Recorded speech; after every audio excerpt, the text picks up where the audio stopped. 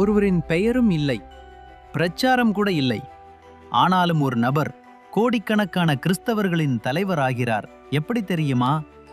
இது பொது தேர்தல் இல்லை, இது வாடிகனின் ரகசிய தேர்தல். ஒரு போப் இறந்தவுடன் அல்லது ராஜினாமா செய்தவுடன் கான்க்ளேவ் எனப்படும் ரகசிய கூட்டம் வாடிகனில் ஆரம்பமாகிறது. 80 வயதுக்குள் உள்ள கார்டினல்கள் உலகம் முழுவதும் இருந்து வருகை தருகிறார்கள். அவர்கள் சிஸ்டீன் செப்பலில் தங்கி பிரார்த்தனை செய்கிறார்கள். ஒவ்வொருவரும் ரகசியமாக ஒரு பெயரை எழுதி வாக்களிக்கிறார்கள்.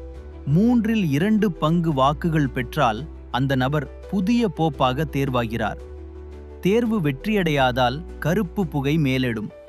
ஆனால் தேர்வு வெற்றி பெற்றால் வெள்ளை புகை வாடிகனின் மேலிருந்து மேலிடும்.